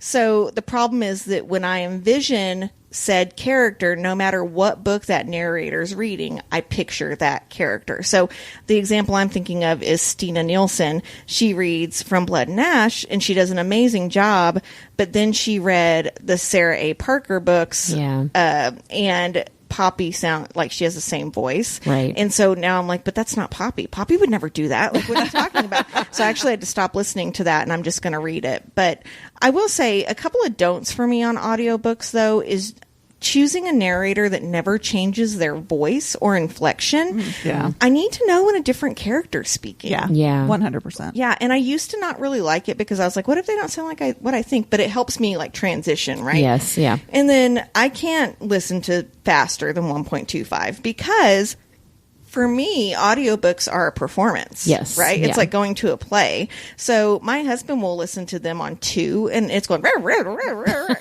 and he just wants to hear the book, right? And I'm like, well, no, I want like the performance and the anxiety and the angst, the inflections. But he doesn't read what we read either. Yeah. Right? I normally listen to everything podcasts, and I think I did this with Wreck the Halls too in 1.5. Really? Yeah. 1.5 starts getting a little chipmunky for me. That's it why can, but it really bothers me when we edit our podcast episodes that I can't listen to it faster. Like, oh, it takes forever. So how did it sound whenever Beat was edging? Did he sound like a chipmunk? No, no, it definitely did not sound like that. No, I thought it sounded fairly normal. See, now how fast does Robbie talk? Shout out to Robbie. No, because now I listen to podcasts and everything on 1.5, so 1 sounds like really low to everyone's talking like they are, this, and it drives me insane. I wonder. So I want to hear from listeners if they have to speed up our podcast because we talk really fast. I know. When I listen to it, like as a podcast, not for editing, but just listening to it, I listen to us on 1.5. Good Lord. Yeah. It works. It works for me. I Well, bet we that's what you're used to, though. Right. So, Right. What are your audiobook habits, Min? really talked about most of them. Like, I only listen to them in my car, which is usually about 15 minutes at a time. So it has to be something. It actually has to be something I've read and loved before. But I am wanting to branch out and see and listen to one that I haven't read before. So hopefully my brain is ready for that. I would say don't do deep fantasy. Well, that's the thing. I don't think I'll ever be able to listen to a fantasy book. I listen to mostly rom-coms on has to be audiobook, light. but I'm listening to Lady of Darkness right now, and it's high fantasy, right? But you have to just tell yourself, like, I'm going to have to... So there was a chapter the other day that I had to restart the chapter twice, and I was like... And then I finally, because of what I was doing, I just had to stop listening to it. I'm like, I have to stop for a second, and then I went back to it. So, yeah. And then I would agree with you, Deb, that a good narrator or a bad narrator can make or break a listen for me. I have a few narrators that I love. I love Connor Crais or Crais. I'm not sure how you say his name. I love Ash Beverly. Ash Beverly does Ilmari in Pucking Wild, or Pucking Around and Pucking Wild. And so he's got that accent. He sounds amazing. Rose Dioro, she does a lot in the Pucked books. And then Jacob Morgan is another one that I really like his voice. And the thing about the men, what I really, really love about them is they don't do a stupid sounding woman. Thank you. I forgot to put that in my don'ts. Men, when you're narrating, it will make me not like the book. If you start talking with women voices like this, I'm like, we don't fucking sound like that. Yeah. Especially when we're horny. Speak for yourself. When we're horny, we don't go, oh dear, stick it in me. That's my bedroom voice. Robbie is a lucky Shout out to Robbie. I'm respecting Robbie more than I already do. He's going to listen to this and be like, can you stop? Can't stop, won't stop, Robbie. Yeah. So yeah, that's pretty much it for me. I'm a new audiobook listener, but I am really, really enjoying it so far. I really enjoyed listening to Wreck the Halls, but I was in the car. You know what I mean? You were captive It was exactly stuck with us for 12 hours. It was the perfect environment for me to be able to listen and to a new book that I hadn't read before and be able to focus on it and not get distracted. So my husband does not read anything. He used to read like Clive Barker and James Patterson, kind of like him. Yeah, we all. Yeah. So, but I don't know if that was like before the Navy or after the Navy. I don't know. But he hasn't read book. I think he's maybe read one or two books since we've known each other. So, which is, I'm always like, what do those people do with their time? And I know what Darren fills his time with, but I'm like, I don't understand, because I'm mad that I don't have more time to read this week. Me too. Totally. But I did ask him, we went on a trip this weekend, and I asked him, I was like, do you think, because once we start traveling more, we're going to be in the car for long periods of time together. I said, do you think you would ever listen to a book if it was like something that we both liked, like a mystery thriller or something? And he actually agreed to it. So nice. Hopefully I'll get him into listening to audiobooks. I want you to report back on if he talks over it or not, because I would be like, shh. Yes, he probably will. Yeah. You got to establish some rules before you turn on the audiobooks together. No talking, no lay down the law. Yeah, no looking at me. Well, listeners, please send us your reading habits and your reading do's and don'ts for all of these things, general or audiobook, e-readers, or physical books, because we like to talk about these things. So share with us yours. And that brings us to the nerdiest thing of the week. Who wants to go first? I have 3. Pick one. But I didn't see you all last week. Sorry, you never pick one. Do you have one? I think I have one. So I'm going with 3. Just kidding. I do have 3. So my husband actually texted you guys about this one. He put us in a group chat. I was waiting in line at this super busy beach restaurant last week in Florida, and it was taking like 15 or 20 minutes to even get your name on the list. Ooh. So I had my book with me, and I was just reading in line, and my husband starts taking pictures of me and sending it to you guys. So then I made friends with some people, and of course told them about the podcast, and found out they're from the same city as us. That's so funny. Yeah, it was so world. funny. So my number 2 nerdiest thing of the week is yesterday I made a 10-day plan leading up to Readers Take Denver and a Polycon, and I have I counted, and I have 83 tasks on my list. Holy shit. That doesn't count everything that comes with those tasks, right? Yeah. So I'm feeling a little peckish. Stressed. Yeah. I feel better that I wrote it out, but I also feel worse. You know Yeah. what I mean? You'll feel good once you start crossing things off. I know. I crossed a couple things off earlier. It made me feel really good. Yay. So then my final thing is that I'm going to a Polycon with author Kate Gately. She invited one of us to go. Thank you so much, Kate. And I found out I get to go to the party that is the right, which I'm so excited about. And That'll I be fun. immediately got on Marketplace and started looking up really fancy red dresses because Castile needs to be able to find me and take me under the wheel. Take me. Well, and Readers Take Denver already has a masquerade ball, so all already have a mask and everything. Yeah. So I'm hoping this woman on Marketplace, she was moving today, but she had a really gorgeous red dress. And so I'm hoping she Nice. gets back to me. And I went to Goodwill yesterday looking, but it has to be red. Right. That's the thing. I'm sure everyone's going to be in red, but Yeah. I'm really excited about that because I was just going for Kate, and then she sent me stuff that Yeah. we get to do today, and I was like, That's oh. awesome. That's exciting. That'll be really fun. There's a couple things I don't get to do because only Titan and Deity tickets. No, you guys pay good money for that. I'm just kidding. Whitney and Mindy and I are jealous because we never even could get know. to the cart for tickets. So I know. it's insane. Us and the rest of the world, it feels like. I But know. Yeah. Mindy, what's your nerdiest thing of the week? So I actually only have 2. You're the winner. I win, but I'm sure I have more. Wait till you hear how many questions I have for our other. So we did take Margot on her maiden voyage this week, and Nice. it was. Make sure that listeners know who Margot So is. Margot, I know. I told him last week, but She's not a chick that they ride. yeah, we're swingers now. No, I'm just kidding. So Margot is our 1975 Airstream Argosy camper trailer that we bought and have been fixing up. And we took her on a little trip. We took her down to my old Kentucky State Home Park, which is about an hour from here. Yeah. And I will say that the campground was interesting, but Barstown. and we had a nice golf course view. I bet you did. So, but we were just going to kind of figure out the camper, but we enjoyed ourselves. So we didn't even really do anything other than we went into Barstown and had lunch one day. But other than that, we really just hung around the camper and try to figure out what we like to do, cook meals, all that stuff. And I had a blast. I read so much. I'm so ready now. I told Darren already, I was like, if you can't find me, I'll be in the camper reading. What did Darren do while you were reading? He'd watch videos on his computer sometimes. He was fixing a couple of things that needed sprucing up on it. It just, he just was kind of chilling and hanging out and enjoying it. Yeah. So, it was fantastic. I can't wait to do some bigger trips in it. It was lovely. What's your next trip? Do you know?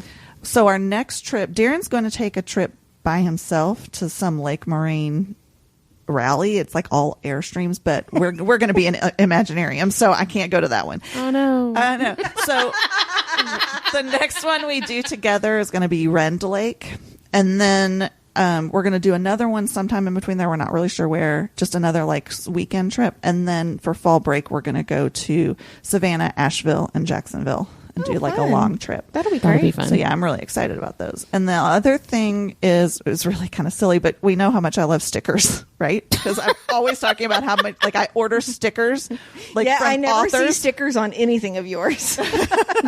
because they're all on my craft desk. No. All right. Most of them are, but I buy them incessantly because I want to support the authors, and I want and I get swag from book festivals and stuff. So I have a ton. That would be better than all the paint streaks on my craft desk. But I bought a sticker book from there's this fun. website called Pipsticks, and I need to link that in our show notes.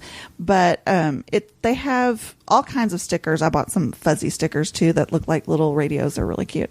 But it looks almost like a Trapper Keeper. It's got the flap and everything, and you open it up, and then it's got all these different sticker sheets. It's got the ones that you can stick them on there and you can move them around. It's got pockets. It's got all kinds of stickers. I'm so excited This book has everything. That stresses me out because I'm like, what if I put the stickers in there and I don't like where they are? But Then you move them around. But you're You a can move 'em scrapbooker. around. But that's a lot of work.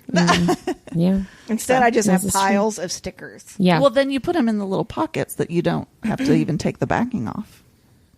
There you go. It has everything. It has everything, right? Whitney, what are your 3? Well, one is the seeing Harry Potter Goblet of Fire in the theater, which hasn't happened yet, but we're going to.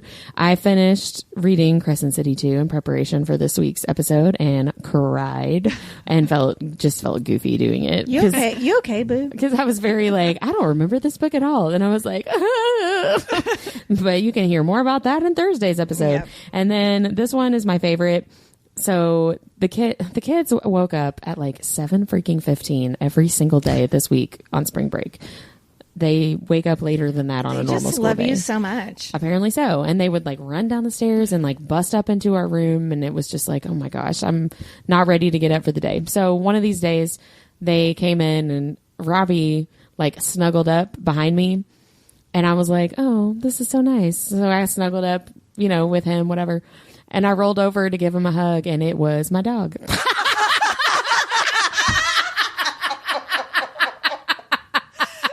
How hairy is Robbie? That's exactly. And Robbie was like, "Oh my gosh!" I was like, "No, I couldn't feel the fur because I was under the blanket, and the dog was over the blanket, and I didn't. I would have known if I had been able to feel the fur." Your dog knows how to spoon. That's awesome. I mean, he totally big spooned me, and I was all into it.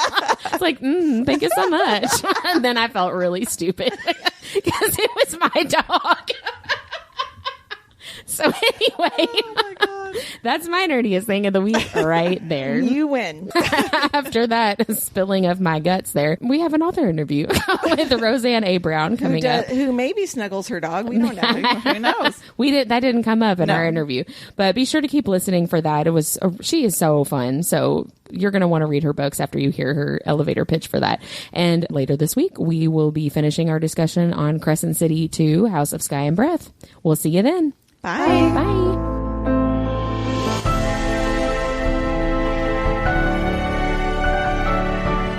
We are live with a special guest, author Roseanne A. Brown. Roseanne, or Rosie, was born in Kumasi, Ghana, and immigrated to the wild jungles of Central Maryland as a child.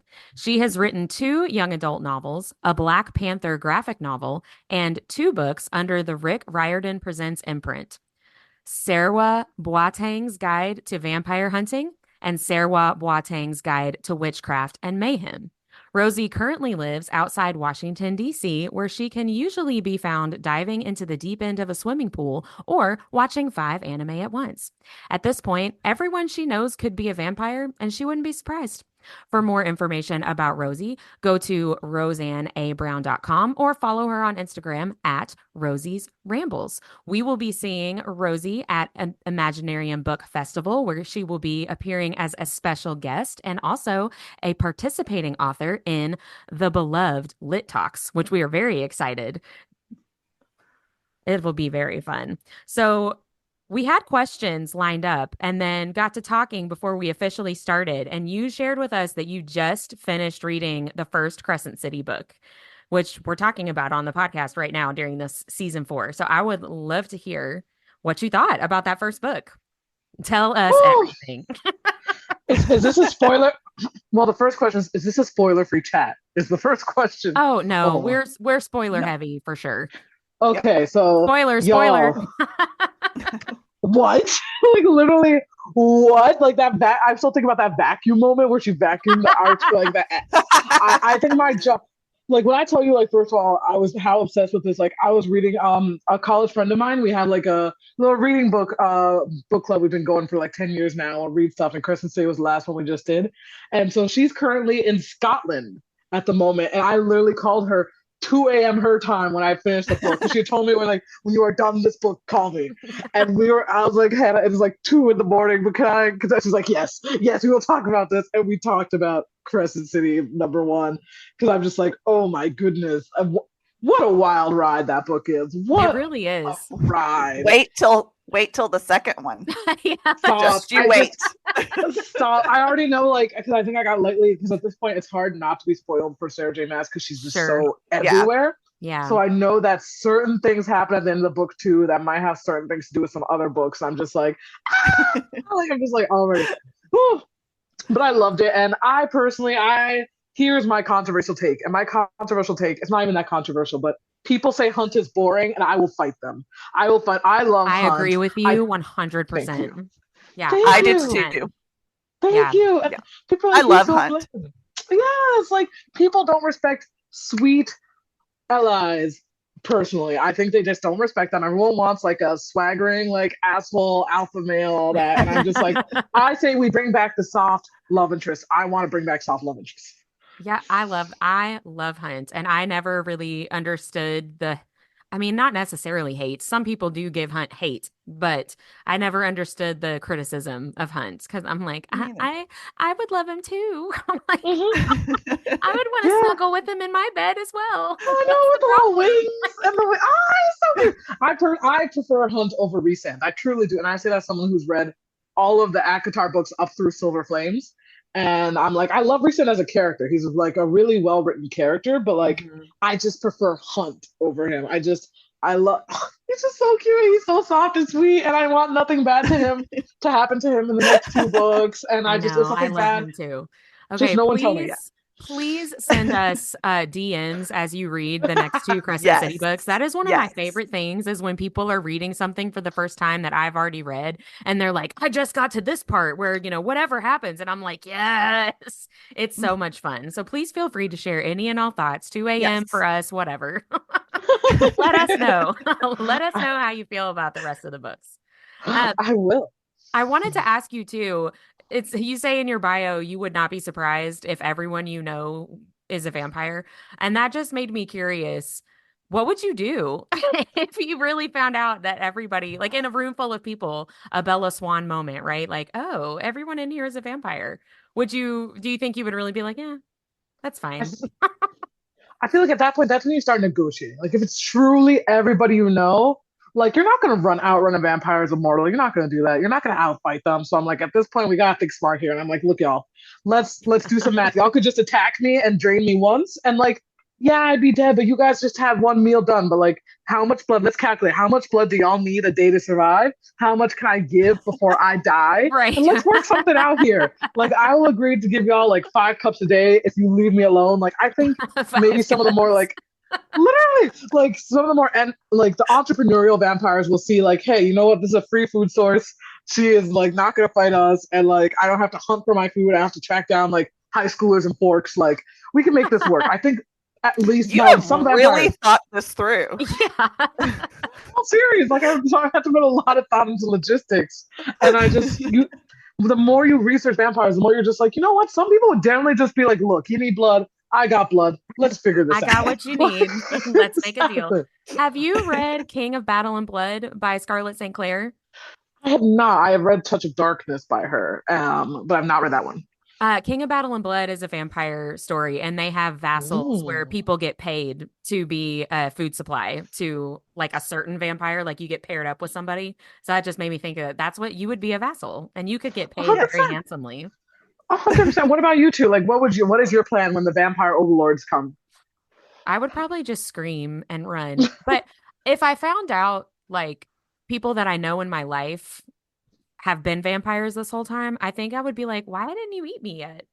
Like, what's wrong with me? And I'm not still saying- alive. I'd be like, hey, why didn't you let me in on this? Like, why haven't you turned me yet? Am I not tasty enough for y'all? Like, am Right. I? What? Right? Like, come on. I feel like it would hurt my feelings a little bit. Me too. And that's how my anxiety manifests, right? So let's talk a little bit about you as an author. Tell us about how you became an author. Is that something you always knew that you wanted to do? Did you take a hard left turn in your life at some point? How did that happen? So for me, I have always wanted to be an author. Like since I was a kid, I was that weird kid in the back of class who was like writing stories and stuff, paying attention to class. I have a distinct memory of getting in trouble when one of the Percy Jackson books had just come out. It was Son of Neptune, and my teacher got real mad at me. And I'm like, I need to find out what happened to Percy. He's at the Roman camp. You don't understand. And all that. And some of my earliest works I have was all fan fiction. I started back in the fan fiction days. I think my first Nice. ever my first ever fanfic is like Animorphs Harry Potter crossover from when I was in second grade, because those were two things very Nice. important to me: Harry Potter and Animorphs. I love that. It wasn't good, by the way. I was 8. It was not good, but it was creative. um, and just since from then, Got to that's all, start I just somewhere. loved it. Exactly. And so that's just what I've been doing like since I was young. And then I guess more specifically, like how I got published, perhaps. So I went to college to be a journalism major because I was like, creative writing, will it make money? Ugh. But I went to school. It was one of the years I was in school was 2016, and as y'all in America, I'm sure you'll remember, 2016 was a tumultuous year to be in the media. And so I did my internship that year, and I got really burned out real quick where I'm like, I I love bet. writing. Yeah, I'm like, if this is what newsrooms are like, I gotta get out of here. I cannot do this again. And so from there, I took a real left to go teach English in Japan, which had absolutely nothing to do with my degree. Yeah, that is how traumatizing doing a newspaper internship in 2016 was. So I went to Japan. It's like, get And me out then of here. literally, and then when I was in Japan, though, I was started writing on the side again. I'd written a little bit while I was in college. I had a couple short stories published, but I was really like, I want to seriously like work on a book and work on trying to get something published.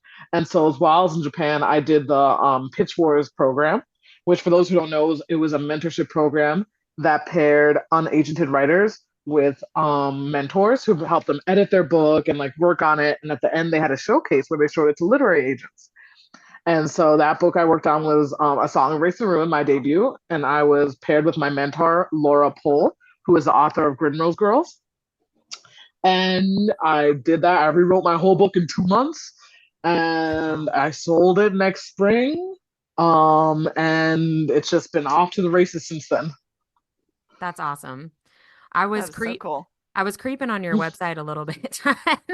It says that you've worked with Disney, Marvel, and Star Wars, which for me as like hardcore nerd person, that really like warmed my heart and soul. So, what was it like working with, I mean, those are huge brands, huge names. And to say they have intense fan bases is like an understatement, right? So, what was that like working with such huge brands and feeling that, or did you feel the pressure of like the fans are going to come after me if I don't do this well? What was that like? Oh, 100%. Well, first off, I myself am a huge nerd. Like your viewers can't see this. I'm currently wearing oh gosh, a Friendly Neighborhood sweatshirt, and that's a Spider-Man there. My camera just went blurry, but it's Friendly Neighborhood Spider-Man.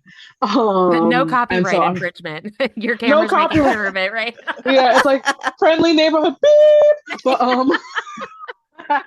so huge nerd myself. So all that to say, working with it's so interesting because I feel like I've worked with all three of those in such different capacities, and so it's like in different like with the Disney, I've worked with them, but that's because like Disney is the overarching branch that Rick Rider Presents is under. So with them, it's like I was Oh, working with okay. them, but it was on my own. Like so, Sarah is my idea, and it's like my book, and like I wrote it. People think Rick wrote those books, and he helps edit the books in like the imprint, but like all of us in it, we wrote the books ourselves. Those are like our books, right? So Yeah. that was for my own. Versus like with Marvel, I was doing a graphic novel with them, so it was like Yeah. a little different than like their giant comics that take 8 million years to do, and like working with art for the first time. And Marvel, like they were I was actually very surprised how lenient they were. I know I've heard lots of stories about how some people had less less playground to work with, let me say, on Yeah. Marvel. And like, a lot of people can be very kind of like touchy about what they let you do the characters do. That wasn't my experience. Like I actually suggested a lot of stuff where I'm like, they're gonna say no, they're not gonna let me turn this character into a war criminal. And I'd be like, can we make this character a war criminal? They're like, yeah, go ahead. I was like, what? And so and then with Star Wars, I did a short story. And so that was interesting because I got to go to Star Wars Celebration to talk about it, which was Oh, the that's so coolest thing. awesome. I know, right? It When was when great. was that you got to go to the celebration? It was 2022 because they had released the Okay. book Stories of Jedi and Sith. It had been in tandem with the Obi-Wan TV show rollout, yeah. And so That's they what I brought was us going to there. try to match up what show Yeah, what show was coming out.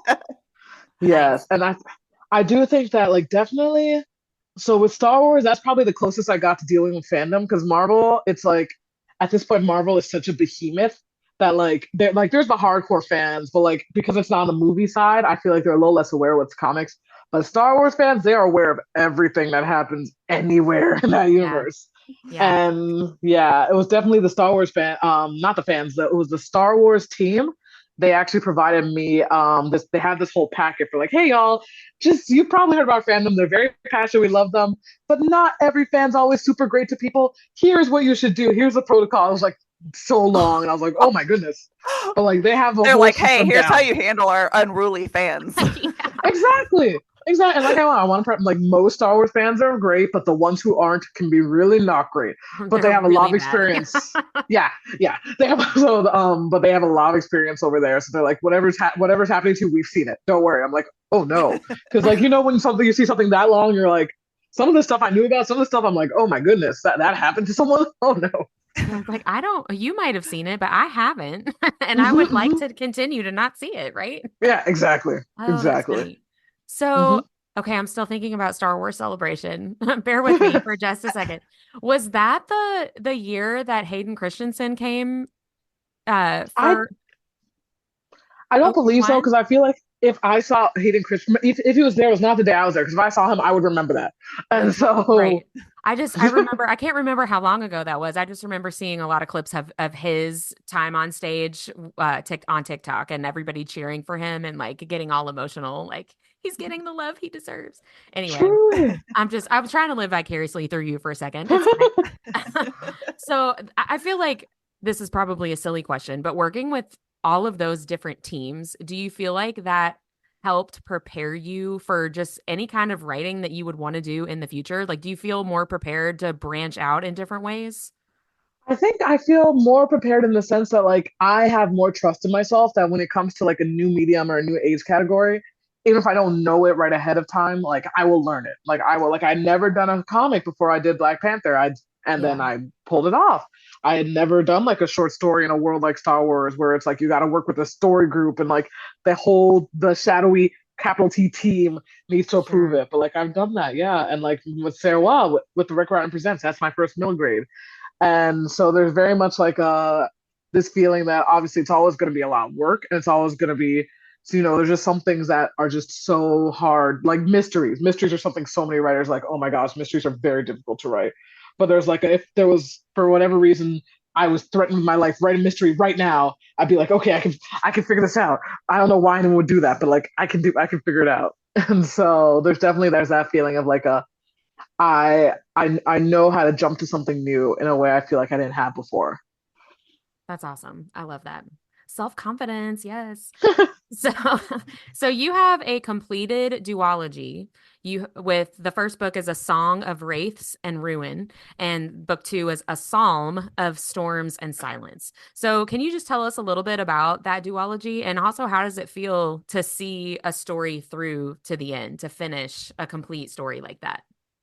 Sure. So A Song of Wraiths and Ruin. So I kind of like the short version is kind of like what happened if Aladdin and Jasmine had to kill each other. And the long version I have, so I've got two protagonists. I have a princess named Karina and I have a refugee named Malik.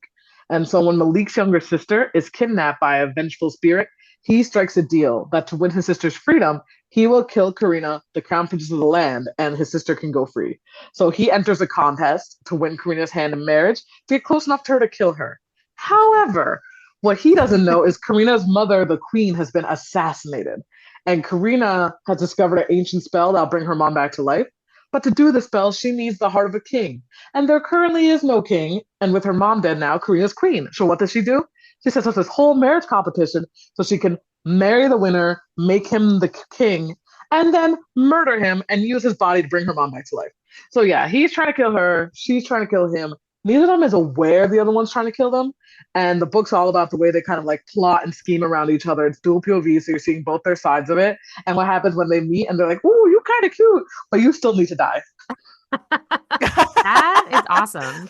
I love That would complicate a relationship. Right? It really does. It really does. They got some issues going on there. And how it feels to see it through to the end.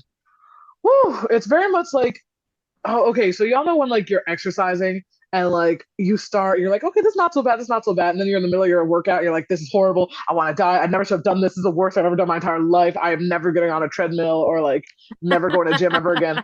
And then you're done, you're like, that felt great, wow, I should do this more often. It's a lot like that, but stretched over like many, many, many months. Like, Yeah. like just it's like any kind of strenuous endeavor. The beginning's really fun. It's all new. It's all possibilities. It's a new world, new characters. You're playing everything out. and then you get the like I've heard it called by authors the soggy middle. You're just in the middle. You have so much left to do and you've already done so much, but you're just not close to the end and everything's difficult. And suddenly, like, you've boxed yourself in with the decisions you made in the beginning. So you can only go in certain directions now. And it's just, everything's broken and you just want to cry in your bathroom at 4 a.m. Um, but then, like, that feeling of being done, that feeling of when you hit the end and you're truly, truly done, there's nothing to go back and tinker and fix with. It's really like a high is the only way to describe it. Like, it's truly like, you know how some people feel runner's high? I do not. I've never experienced that emotion, but I'm told it exists. That's why I imagine a runner's high feels like that feeling of like, oh my goodness, I did that. That was great. And in that moment, you forget how much it sucked. And so I think that's when I think about Wraiths right now. It's just a lot of like, whoo, and just like an exhale, but a lot of pride looking back. And I recall, because I have all my like sad messages to my friends and like angsty journal entries, how difficult it was at the time. This is But the right worst now, thing it's I've just ever like, done. literally, yes. But it's also, that's the case every book. Every book in the middle of it's the worst thing you've ever done until the next book. Yeah. Ugh. I love that. I love that idea. The Aladdin, but with like a murdery twist. That's a really Yes. great. Props to Okay. you on that summary. That's fantastic. I was Thank you. immediately like, oh, that's moving up on my TBR. So last question for me, and then Mindy's going to do a couple of speed rounds with you. So we will see you, as we mentioned, at Imaginarium Book Festival this June 2024, and we are definitely going to fangirl over you, just so you know. Is there anybody that you are going to be excited to fangirl over at Imaginarium? Ooh, I'm really excited to see Scarlett St. Clair in person. Like I mentioned, I love A Touch of Darkness. too. And I think a lot of the list, like I'm usually just excited to be really surprised. 'Cause I've looked over the list and I haven't read everyone yet, but there's so many people from last year whose books I discovered just being there and chatting with them and hearing them talk about it. Yes, us too. Yes, and so there's so many people. I'm just really excited. Always seeing who your table mate is and like who you're next to is always really fun. But I think, yeah, for people like I've read, I think Scarlett, I'm most excited. What about you guys? I mean, everybody. I feel like every name that we have seen, I'm like, ooh. And I love too all of I felt like this last year. I didn't know that book festivals like this even existed before we Yeah, started me this too. podcast. And that makes me feel like a loser because I just did not know. But I love something that like Imaginarium, and there's a romance convention that we went to in the fall too, where you know the genre and you know it's a genre that you like. And so you're like, oh, I don't know anything about this book or this author, but like I like fantasy, so I'm going to try it. And you're probably going to really enjoy it. I really love that. We met and read so many great authors, great books that I would never have heard of without Imaginarium for sure. So No, Imaginarium's one of the best. I love how diverse it is, and especially because here in the DC area, like people know a Polycon. Like we're very spoiled in the DC because like a Polycon is great and it's a big one. But it's always nice seeing more because a Polycon is like only one time a year, and I'm always like, can we get some more festivals up here in DC? It's like, really, so I'm really glad we have another like homegrown one kind of springing up. yeah, I love it. It's so great. They do such a good job. The ladies They in really are charge, they do great. such a great job. Mhm, It's mhm. an amazing event. So All right, so we're gonna move into our nerdy and dirty speed round. Are you ready? Yes. So just, whatever the first thing that comes to your mind, whatever pops into your brain, and we're going to go through them pretty quickly. So Okay. first, what is one thing people would never guess about you? Oh, never guess about me. One thing people never guess about me is I am a big fan of country music. It's always very embarrassing when I admit that to people, but I really like a lot of country. Most people are like, I listen to everything but rap and country, and I'm like, I love rap and country. It's my very husband embarrassing. loves country. Have you listened to Beyonce's new album yet? Not yet, because I want to sit down and listen to it like beginning to end, and I haven't had a Yeah, I chance to haven't yet. listened to it either. I've heard clips of Jolene and liked that. So Nice. Ooh, I cannot wait. I love that song. yeah. It was a Yeah, I classic. definitely love that song. I haven't listened to it either, so I need to get with the program. All right, number 2. What is your favorite word? Oh, my favorite word. The first word that came to mind, surreptitious. Surreptitious Ooh, is I just like a good that. word. Yes, That's a fun one to say. Nice. it All right, is. this is an easy one. Maybe easy. I don't know. Pizza or French fries? Ooh, French fries. Me too. What Okay. is the book that made you a reader? Ooh, Like, the what was book the that. first book you read that was like this? I want to read all the time now. Ooh, probably A Series of Unfortunate Events. Way back in the day, Lemony Snicket. I don't know, y'all. The Body Works. Oh, those books. Those were something else. They're still getting checked. I work in a children's library, and they still get checked out all the time. So they're definitely stood the test of time. I love that. All right. What song do you hate that gets stuck in your head? Oh my god, a song I hate that gets stuck in my head. Okay, this is like what was that one like Dua Lipa song that was happening like last year? I think Dance the night Levitating. away. No, not that. I actually like that one. I think Levitating. You want me? You Oh, want me, baby? It's sugar boo. You love it. I hate that song. It was on the radio for so long, and then every time I'm like, I like Dua Lipa, but every time I hear it, I'm like, come on, Dua, please, can we get something else? It is quite catchy. I was just about to say So it it's an definitely easy one to gets get. stuck in your Yeah. head. Mhm. Yeah. All right. I might know the answer to this one. Would you rather be a vampire or a familiar? Ooh, oh goodness, I know there's no caveats, but I feel like my answer is familiar with a caveat because it's like, am I familiar with like a really cool person like Gandalf or like a super evil like Kylo Ren type? Whoever you Um, want. okay, if it's whoever I want, then I want to be a familiar, but only if it's like someone really cool who would not abuse like having me as a familiar. There's Have, some dark That's wizard I fair. don't trust. have you ever That's definitely watched? fair. I'm trying to remember what channel it's on. I think it's on FX. What We Do in the Shadows. I've seen a couple episodes of What We Do in the Shadows. No, but I've not watched it like in any It's like all the way. it's so weird, but it's really, really funny. Just the way that they treat the familiar is what made me think of that just now. Sorry. I recommend it. It's a good show, but it's weird. I like weird. Yeah. I mean, All right. I love Harvey Guillen. I believe that's how you say his last name. I love him. So, Yeah, he's great. He's really good. He's the familiar. Yeah. All right. ooh, Well, we I'm sorry. are going to move on to another speed round. This one's a little bit different, and this is going to Okay. go a little quicker, I think. Okay. So this one is yay or nay fantasy edition. So Oh, I'm yay, going to nay. give you, Gotcha. yeah, I'm going to give you like something that would come up in a fantasy book, and you tell me yay or nay. Got you. All right. Romantasy, Yay. AI fueled technology, Nay. post-apocalyptic landscape, Yay. paranormal powers or creatures, Yay. training scenes like either warrior training or magical training. Yay. I'm pretty easy to please.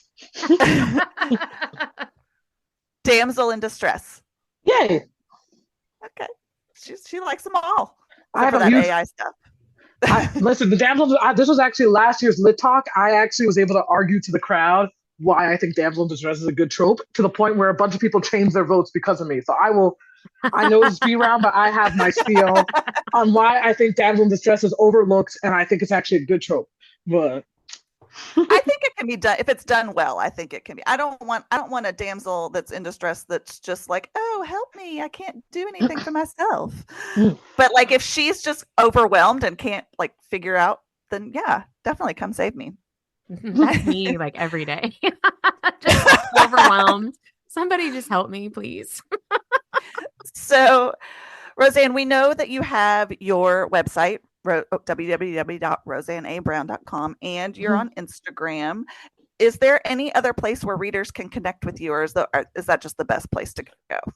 Yeah, these days Instagram and Threads. I'm not on as often. I used to be way more active back on Twitter, RIP.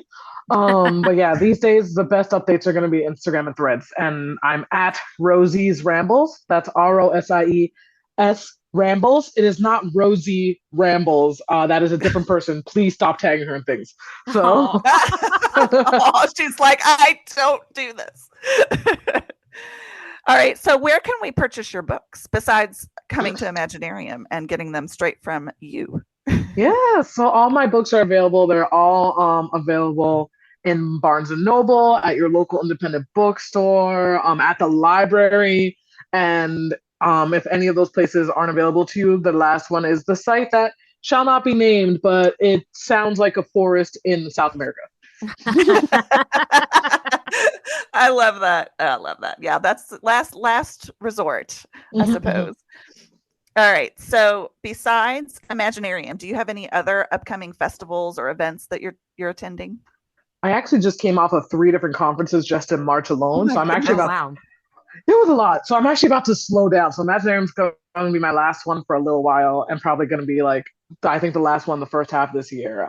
If there's any updates, I will post them to my socials so people can know. But oh wait, no, I do know one. The Maryland Renaissance Fair this year. I am doing as I've done a signing every year with them for the past like 4 years, almost going on 5 years, I believe.